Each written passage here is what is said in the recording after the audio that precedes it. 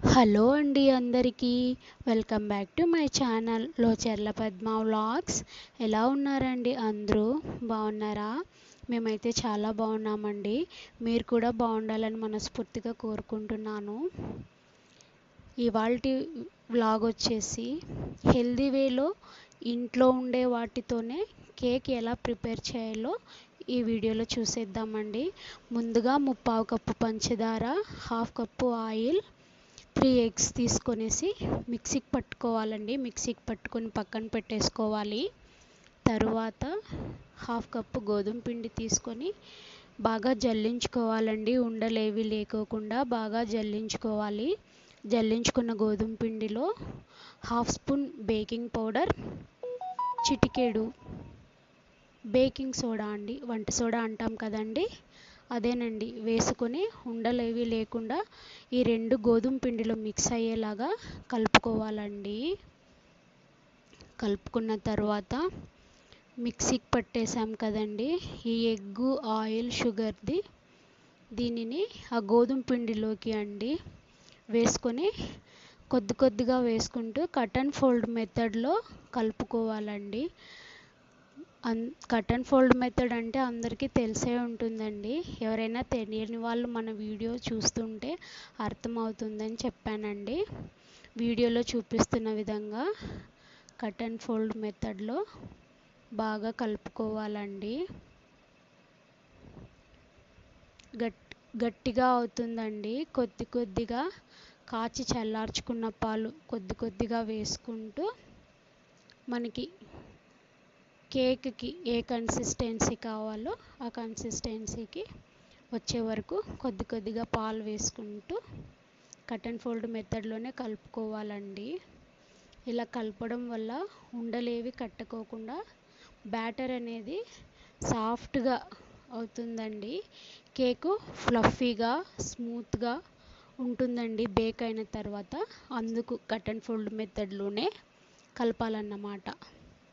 ఇలా కలుపుకున్న తర్వాత కొద్దిగా ఈనో వేసానండి. కొద్దిగా ఈనో వేసేసి కలిపానండి. ఇందులోకి నేను వెనిలా ఎసెన్స్ వేసానండి. నా దగ్గర ఉంది కాబట్టి వెనిలా ఎసెన్స్ వేసానండి. మీ దగ్గర అందుబాటులో లేకపోతే దాల్చిన చెక్క ఉంటుంది కదండి, దానిని పొడి చేసుకొని అయినా వేసుకోవచ్చు. ఒకవేళ ఆ ఫ్లేవర్ నచ్చని వాళ్ళు ఉంటే ఇలాచీని పౌడర్ చేసుకొని అయినా వేసుకోవచ్చు అన్నమాట. వేసుకున్న తర్వాత కేక్ మౌల్డ్కి కొద్దిగా ఆయిల్ పట్టించుకొనేసి గోధుమ పిండి ఉంటే గోధుమ పిండి అయినా వేసుకోవచ్చు, మైదా ఉంటే మైదా అయినా వేసుకోవచ్చు. కాకపోతే మైదా వేసుకుంటే కేక్ మనం బేక్ అయిన తర్వాత డీమోల్డ్ చేసేటప్పుడు అంటుకోకుండా వస్తుందన్నమాట.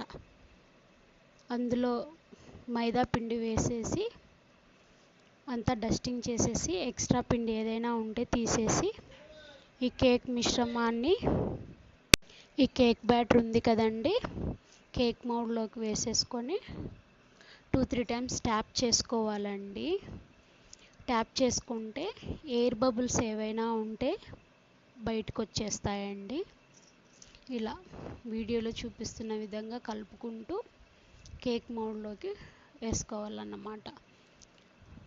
అలాగే ముందుగా స్టవ్ పైన ఒక పాత్ర పెట్టేసుకొనేసి ఒక 10 మినిట్స్ ప్రీహీట్ చేసేసుకున్నానండి. ప్రీహీట్ చేసుకునే వల్ల కొంచెం త్వరగా బేక్ అవుతుందన్నమాట. పాత్రలోకి స్టాండ్ పెట్టేసుకొని ఈ కేక్ మౌల్డ్ను తీసుకెళ్ళి పాత్రలో పెట్టేసి క్లోజ్ చేశానండి. నాకు ఈ కేక్ బేక్ అయ్యేసరికి కరెక్ట్గా 1 అవర్ పట్టిందండి. కాకపోతే పర్ఫెక్ట్గా బేక్ అయ్యిందండి. చాలా సాఫ్ట్గా, చాలా ఫ్లఫీగా, పర్ఫెక్ట్గా బేక్ అయ్యి చాలా బాగా వచ్చిందండి కేకు. బేకరీ స్టైల్లో, అదే బేకరీలో ఎలా ఉంటుందో టేస్ట్ అచ్చం అలాగే వచ్చిందండి. ఎక్కడ ఎక్కువ మాడని కూడా లేదండి.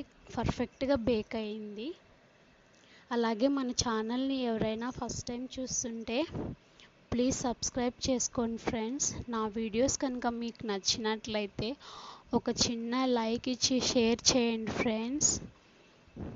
మీరు ఈ రెసిపీ ట్రై చేసి మీకు ఎలా వచ్చిందో కామెంట్ సెక్షన్లో కామెంట్ చేయండి ఫ్రెండ్స్. చాలామంది మన వీడియోస్ చూస్తున్నారు, కాకపోతే సబ్స్క్రైబ్ చేసుకోవడం లేదు. ప్లీజ్ ఫ్రెండ్స్, సబ్స్క్రైబ్ చేసుకొని నాకు సపోర్ట్ ఇవ్వండి ఫ్రెండ్స్. మీరిచ్చే సపోర్ట్ నాకు చాలా మోటివేషనల్గా ఉంటుంది. Thank you for watching friends.